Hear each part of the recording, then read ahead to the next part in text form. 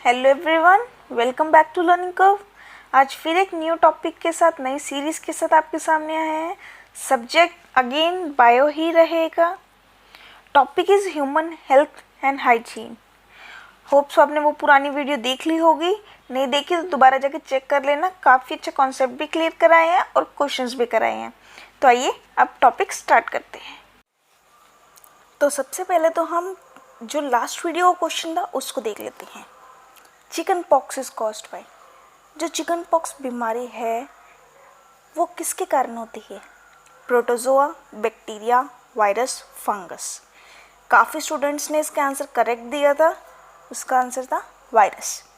और एक पॉइंट और ध्यान रखेंगे कि कौन सा वायरस इस बीमारी को कॉज करता है, वो है varicella zoster virus. वेरिसिला zoster virus, ठीक है। Chickenpox is caused by varicella zoster virus. Sorry, ये जोस्टर है, वेरिसिला ज़ेस्टर वायरस। अब कुछ इंपॉर्टेंट पॉइंट्स जो पेपर्स के लिए बहुत इंपॉर्टेंट है, आप इसका चाहे स्क्रीनशॉट लेके रख लीजिए, चाहे नोट्स बना लीजिए, ठीक है। देख लेते हैं। विटामिन ए, इसका केमिकल नेम क्या है? रेटिनॉल। केमिकल नेम क्या है? रेटिनॉल। और इससे क्या प्रॉब्लम होती है? जो पर्सन है उसको क्या प्रॉब्लम होती है? उसे नाइट ब्लाइंडनेस होती है या विजन लॉस होने लगता है। Night blindness in the sense कि रात को जब विटामिन ए की कमी हो जाती है तो पर्सन को जैसे जैसे दिन ढलता है वैसे वैसे उसको दिखना कम हो जाता है, तो इसे नाइट ब्लाइंडनेस कहते हैं। और ये मेनली किस किस वेजिटेबल्स में प्रेजेंट होता है? स्पिनच, कैरेट्स और mangoes. Vitamin A spinach, carrots और मैंगोज में प्रेजेंट होता है, ठीक है। Second, vitamin B one. Vitamin B one chemical name thiamine. कल भी किया इसकी डिजीज़ हमने, बेरीबेरी। और किस किस सोर्सेज में प्रेजेंट होता है? Eggs, meat, yeast. यीस्ट जो राइस करने के लिए फ्लावर वगैरह को डालते हैं ना, वो, ठीक है। Vitamin B two riboflavin. Riboflavin. Retarded growth, bad skin. Retarded growth, bad skin इसकी डिजीज़ है। और किस किस सोर्सेज में प्रेजेंट होता है? ग्रीन लीफी वेजिटेबल्स, पीस और मिल्क। दोबारा चेक कर ले। Vitamin A chemical name retinol. Loss of vision, night blindness, present in spinach, carrots, mangoes. Vitamin B one thiamine, beriberi disease, eggs, meat, yeast sources. Vitamin B two riboflavin, retarded growth and bad skin is the disease. Green leafy vegetables, peas and milk is the source. Fourth vitamin है vitamin B12. Vitamin B12 इसका chemical name क्या है? साइनोकोबैलामिन। साइनोकोबैलामिन, ठीक है। इससे कौन सी बीमारी होती है? अनीमिया। इससे बीमारी होती है अनीमिया की। और किस में मोस्टली प्रेजेंट है? नॉन वेजिटेरियन फूड जैसे meat, milk, fish and all सब, उन सब में प्रेजेंट होती है। विटामिन बी12 साइनोकोबैलामिन, अनीमिया की प्रॉब्लम और नॉन वेजिटेरियन फूड्स में प्रेजेंट है। विटामिन की एस्कॉर्बिक एसिड, कल भी किया ये, और इससे हमने ये भी किया था, इससे स्कर्वी की प्रॉब्लम होती है। ब्लीडिंग इन गम्स भी किया था, याद है? Bleeding of gums, loosening of teeths, ये सब इसकी डिजीज़ है, इससे ये बीमारी होती है। और मेनली ये सिट्रस फ्रूट्स में प्रेजेंट होती है, जैसे lime, lemon, oranges. Citrus fruits इन सब में प्रेजेंट होती है, लाइम, लेमन, ऑरेंजेस, सिट्रस, ठीक है। सिट्रस हो गया मतलब खट्टे, खट्टी चीज़ों में ये प्रेजेंट होती है, लाइम, लेमन, ऑरेंजेस। फिर आता है विटामिन डी, सेल्सीफेरोल। सेल्सीफेरोल, और इससे क्या बीमारी होती है? रिकेट्स की। और मेनली किस में प्रेजेंट होती है? Milk and fish. Milk and fish. Next vitamin, vitamin K phylloquinone. Phylloquinone excessive bleeding due to injury, मतलब कोई भी अगर इंजरी हो जाती है पर्सन को तो जो खून निकलता है वो रुकता नहीं, मतलब खून बहुत मुश्किल से मतलब उसका कंट्रोल में आता है, तो उससे होते हैं excessive bleeding due to injury. और मेनली विटामिन के किस में प्रेजेंट होता है? ग्रीन लीफी वेजिटेबल्स, ठीक है। ये सब क्लियर हो गए हमारे 7 की 7 विटामिन। विटामिन बी12 साइनोकोबैलामिन, अनीमिया की प्रॉब्लम, नॉन वेजिटेरियन फूड्स। अगर आप इतना नहीं रिमेंबर रख सकते, आप सिर्फ विटामिन रख लीजिए, उनका केमिकल नेम, विटामिन, उनका केमिकल नेम और प्रॉब्लम, दैट्स इनफ। अगर आप फिर भी याद रखना चाहें तो उनके सोर्सेज याद रख सकते हैं, बट इतनी रिक्वायरमेंट नहीं है। आप जस्ट विटामिन, उनका केमिकल नेम और उनकी डिजीज़ याद रख लीजिए, ठीक है। अब क्वेश्चंस देख लेते हैं थोड़े बहुत। So our first question is siderosis is a disease caused by inhalation of, siderosis disease है और हमें बताना है ये इनमें से कौन सी डस्ट को इनहेल करने से होती है। Silica dust, iron dust, zinc dust, coal dust. तो पहले प्रॉब्लम देख लेते साइड्रोसिस होती क्या है। ये एक लंग्स की प्रॉब्लम है, लंग्स पे इफेक्ट होता है बॉडी किसका, आयरन डस्ट का। आयरन डस्ट का कैसे होता है, जब एक वर्कर अपना वर्क कर रहा होता है तो वो आयरन अपनी बॉडी में इनहेल कर लेता है, तो उससे प्रॉब्लम होती है साइड्रोसिस की। अब एक पॉइंट और कि साइड्रोसिस को वेल्डर्स लंग भी कहा जाता है, वेल्डर्स लंग्स क्यों कहा जाता है, मोस्टली वेल्डर्स ही आयरन से रिलेटेड वर्क करते हैं, ठीक है, और इफेक्ट किस पे होता है, लंग्स पर। और ये प्रॉब्लम हम कैसे डिटेक्ट कर सकते हैं, कैसे इजीली देख सकते हैं, मेनली कैसे हमें पता चलता है, एक्सरेज जब पर्सन की बॉडी से पास की जाती हैं तो लंग्स के पास स्मॉल स्पॉट्स बन जाते हैं, स्मॉल स्पॉट्स बन जाते हैं, तो उसे डिटेक्ट किया जा सकता है, ठीक है, स्मॉल स्पॉट्स, ठीक है। लंग्स की डिजीज़ है, साइड्रोसिस है, आयरन डस्ट की इनहेलेशन से होती है, इसे वेल्डर्स लंग्स भी कहा जाता है और लंग्स पे ज़्यादा इफेक्ट करती है, आयरन डस्ट इनहेलेशन से होती है और एक्सरेज पास करने से हमें पता चल जाता है। Next question, which of the following is a highest source of protein, इनमें से कौन सा ऐसा सोर्स है प्रोटीन का जो highest source of protein, protein सबको पता होगा बॉडी के लिए बहुत इसेंशियल होते हैं, जैसे विटामिन्स वैसे ही प्रोटीन्स बॉडी के लिए बहुत ज़रूरी होते हैं। अब हमें बताना है कि इन 4 प्रोडक्ट्स में से, 4 सोर्सेज में से कौन सा हाईएस्ट सोर्स ऑफ प्रोटीन है, किसमें प्रोटीन के अमाउंट, ग्राम्स, व्हीट। तो इसका करेक्ट आंसर है सोयाबीन। सोयाबीन में अराउंड 35% प्रोटीन होता है। सोयाबीन जो कैलोरीज होती हैं वो कहाँ से आती हैं, 35% प्रोटीन से, 35% प्रोटीन से। और बाकी जो हम बीन्स, पल्सेस वगैरह कहते हैं ना, ये भी प्रोटीन का अच्छा सोर्स है। सोर्स अच्छा है, नो प्रॉब्लम, नो डाउट, लेकिन इसमें सिर्फ 30% प्रोटीन होता है, 30%। तो हाईएस्ट सोर्स ऑफ प्रोटीन कौन सा है, सोयाबीन। और सबको पता होगा जो जो वेजिटेरियंस हैं वो मीट नहीं खाते, तो वो क्या कंज्यूम करते हैं, सोयाबीन। और इसे मतलब ये एज अ सब्स्टिट्यूट होता है मीट का, सब्स्टिट्यूट है, नॉनवेज फूड का सब्स्टिट्यूट, ठीक है। तो इसे बोनलेस मीट भी कहा जाता है, बोनलेस मीट, ठीक है।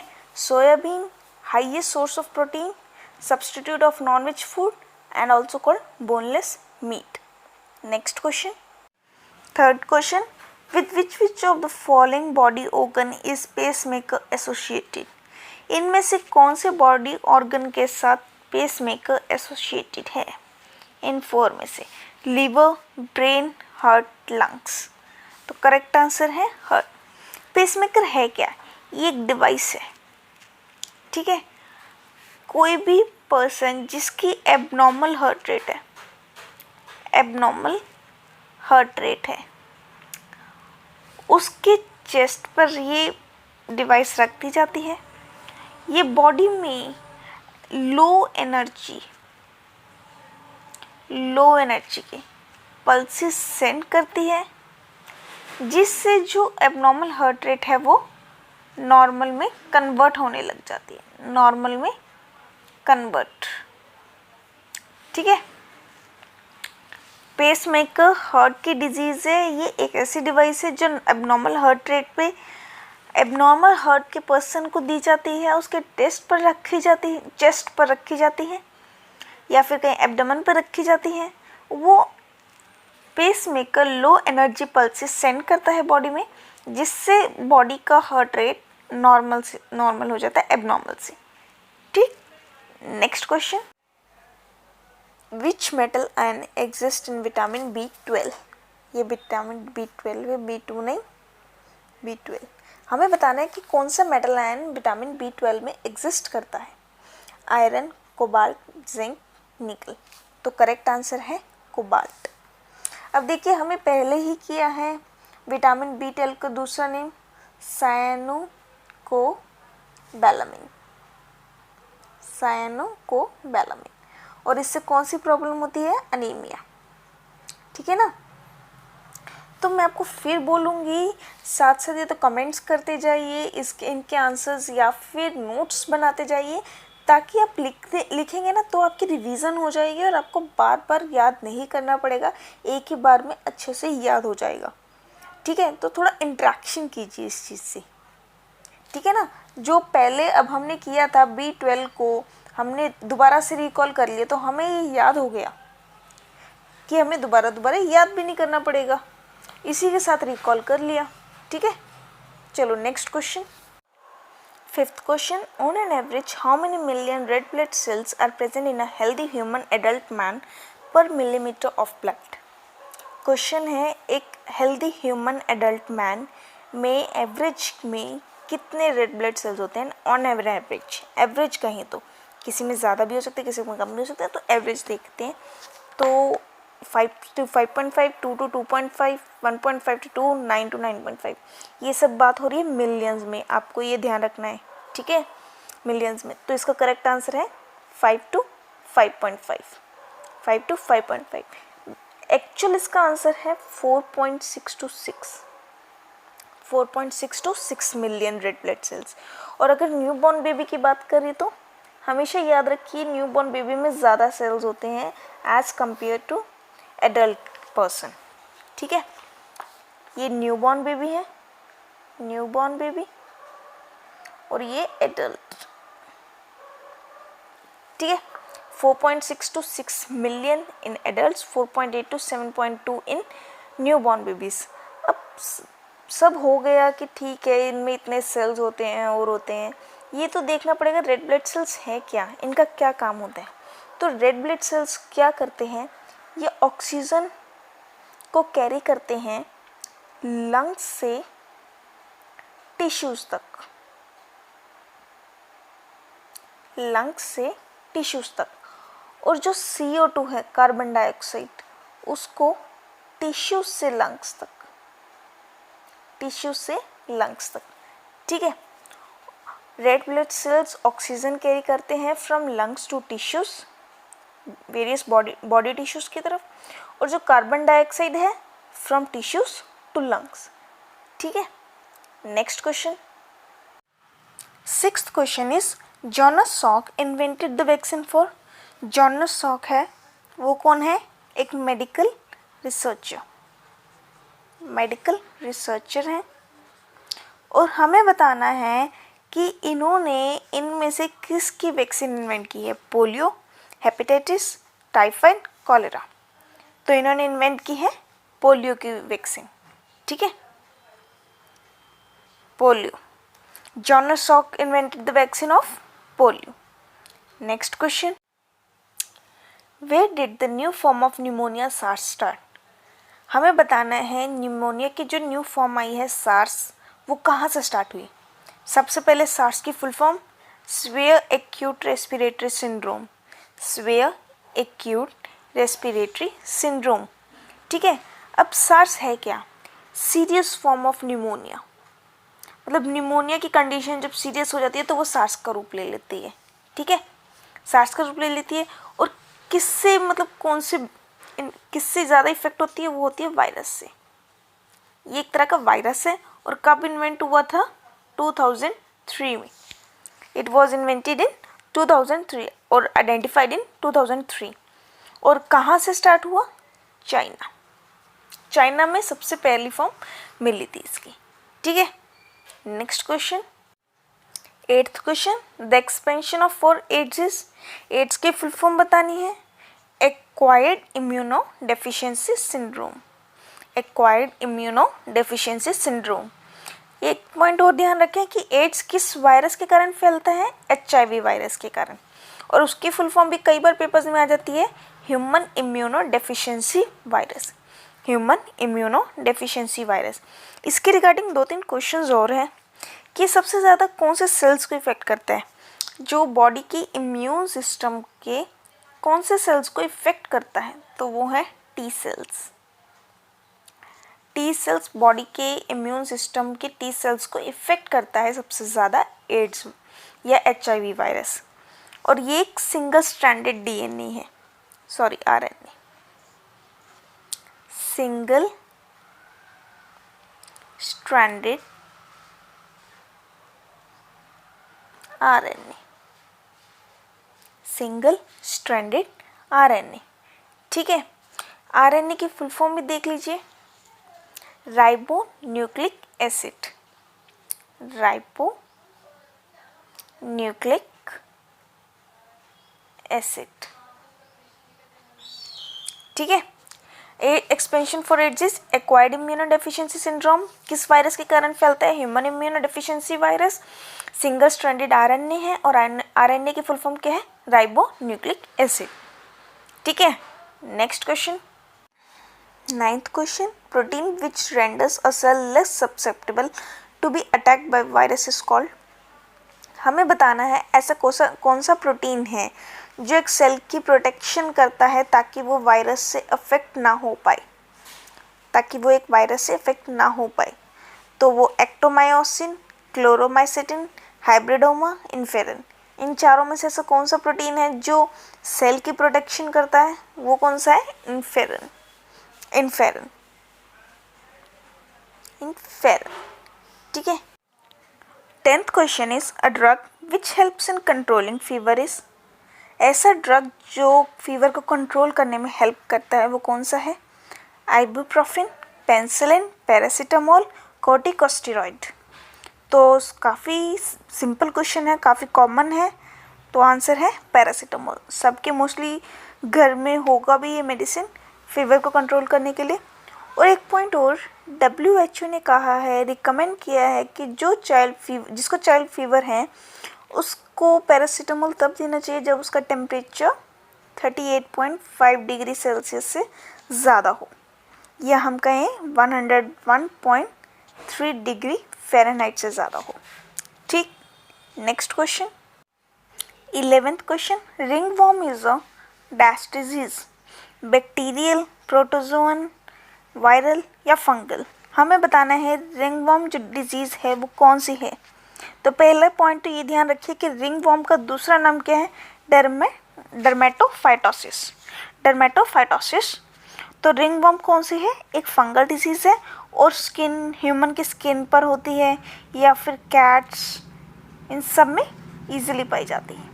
ठीक, next question, 12th question, deficiency of iodine causes, iodine की बॉडी में कमी से कौन सी डिजीज़ होती है, ग्वाइटर, पोलियो, रिकेट्स या स्कर्वी। तो करेक्ट आंसर क्या है, ग्वाइटर। ठीक, पोलियो क्या है, एक वायरल इन्फेक्शियस डिजीज़ है, वायरल इन्फेक्शियस डिजीज़ जो पर्सन से पर्सन में ट्रांसफ़र हो सकती है।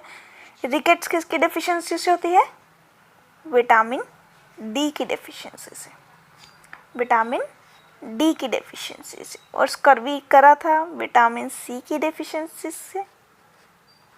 और अब आपको इनके केमिकल नेम्स वगैरह सब ध्यान रखने हैं।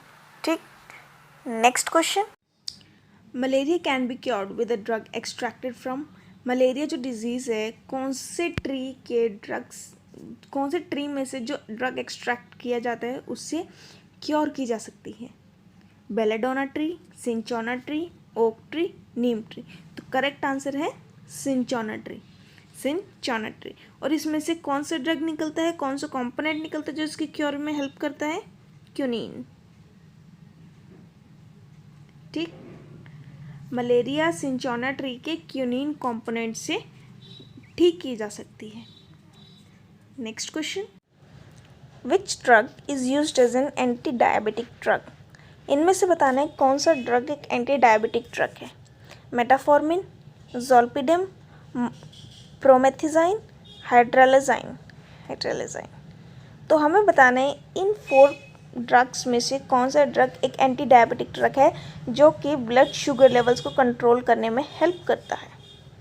ब्लड शुगर लेवल्स को कंट्रोल करने में हेल्प करता है। तो करेक्ट आंसर है मेटाफॉर्मिन। आप सबको पता होगा बॉडी में ग्लूकोज लेवल को बैलेंस करने के या कहीं शुगर लेवल को बैलेंस करने के लिए बॉडी में क्या प्रोड्यूस होता है? इंसुलिन।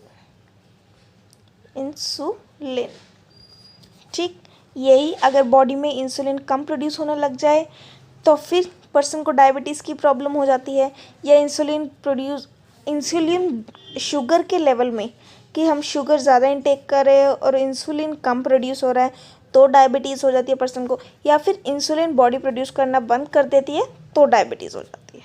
ठीक, next question, 16th question, which is the most abundant vitamin found in carrots? Which is the most abundant vitamin found in carrots? हमें बताने इनमें से चारों में से कौन सा ऐसा विटामिन है जो कैरेट्स में फाउंड किया जाता है। अब कुछ थोड़ा सोचो इसके रिगार्डिंग।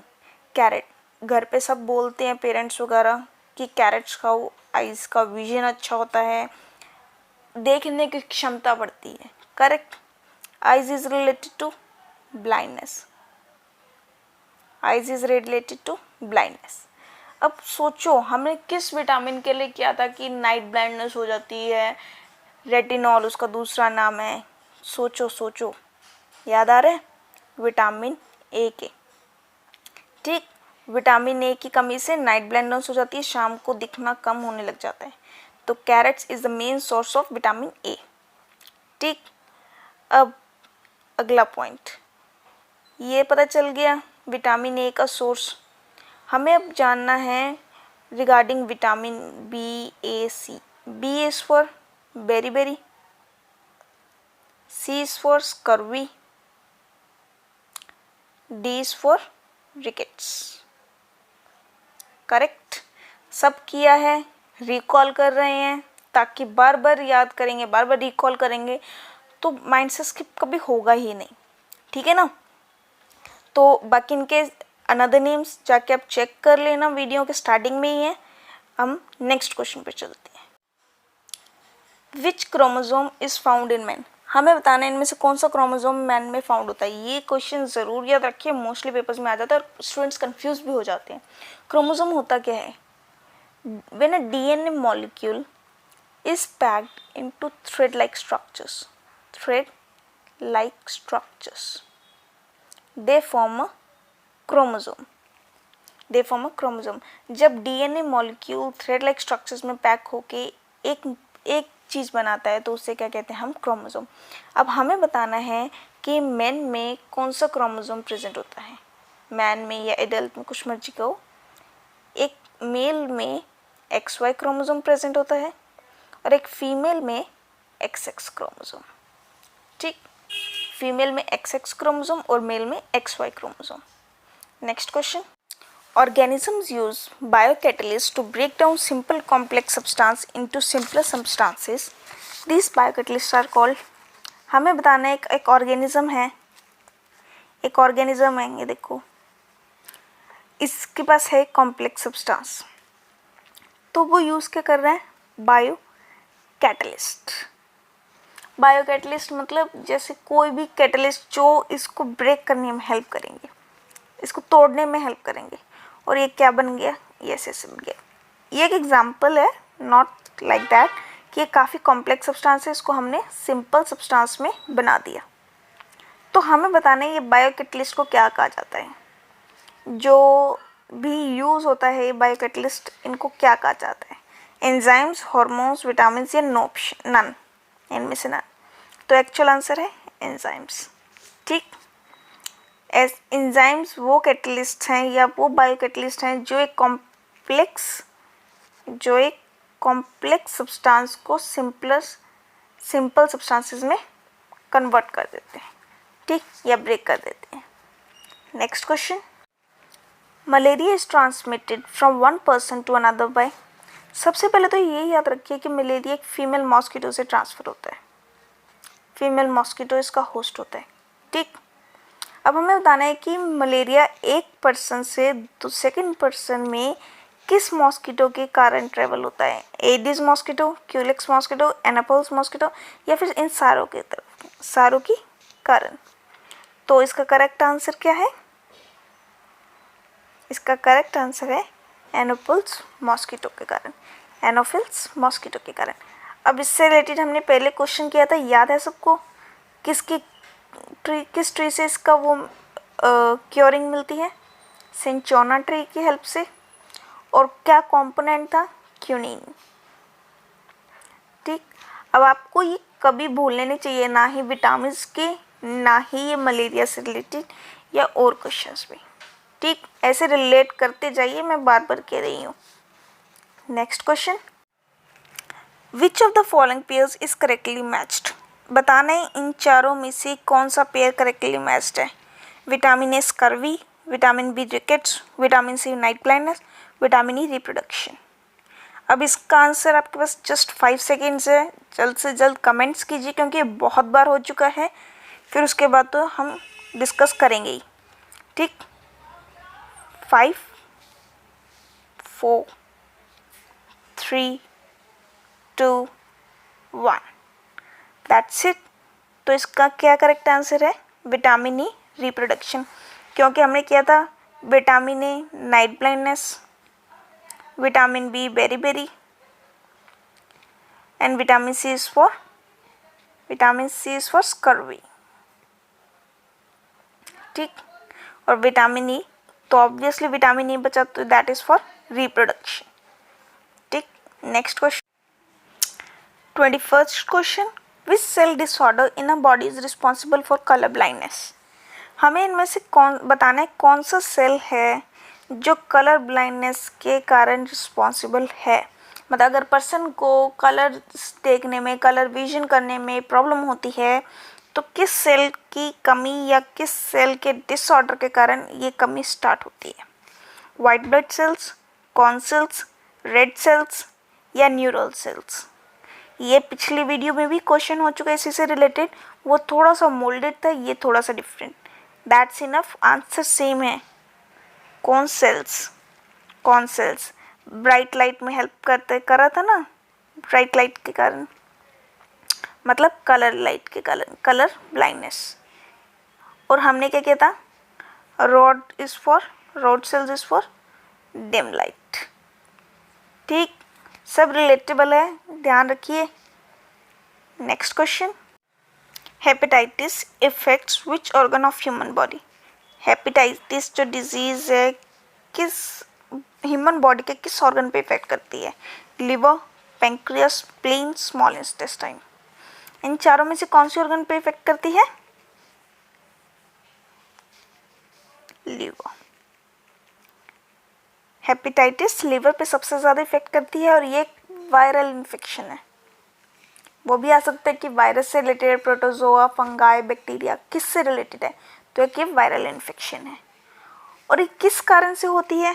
या तो पर्सन बहुत ज़्यादा एल्कोहल कंज्यूम करता है, या फिर उसकी मेडिसिन्स चल रही होती है रेगुलर बेसिस पे, उनमें थोड़े से एल्कोहल या फिर टॉक्सिक सब्सटेंसेस होते हैं, उसके कारण भी ये प्रॉब्लम हो सकती है, या फिर कोई इन्फेक्शन हो जाए। ये सब एक रीजंस हैं हेपेटाइटिस की प्रॉब्लम के कारण। और हेपेटाइटिस कोई करीब 5 तरह की होती है, और 5 मेन टाइप होती है वायरल हेपेटाइटिस की। 5 मेन टाइप्स वायरल हेपेटाइटिस की, ठीक। कौन सी है? A, B, C, D, E, ये 5 हैं मेन वायरल हेपेटाइटिस, ठीक। हेपेटाइटिस लिवर के कारण, अल्कोहल के कंजप्शन के कारण, मेडिसिन चलने के कारण, या फिर कोई इन्फेक्शन के कारण लिवर पे इफेक्ट करती है, वायरल डिजीज़ है। और ABCDE 5 तरह की हेपेटाइटिस है। Next question, 23rd question, who discovered that malaria was caused by female Anopheles. अभी ये क्वेश्चन किए हैं, मलेरिया किसके कारण होता है, फीमेल होस्ट के कारण, और एनोफिल्स वही मस्किटोज हैं जो इस बीमारी को ज़्यादा ट्रांसमिट करते हैं। किसके कारण क्योर हो सकता है, सिंचोना ट्री के कारण, और क्या उसमें कंपोनेंट था, क्यूनिन। ओके, अब ये क्वेश्चन थोड़ा सा ध्यान से कीजिए, इसमें ऑलमोस्ट आपके सब टॉपिक्स कवर हो जाएंगे, मोस्ट ऑफ। एडवर्ड जेनर क्या इन्वेंट किया था,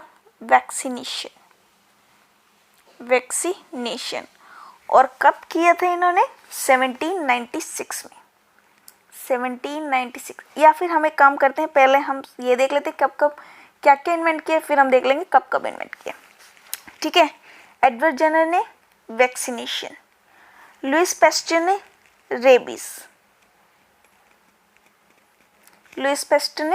रेबीज, रॉबर्ट कोच ने कल ही की है कॉलेरा, सॉरी स्पेलिंग गलत हो गई,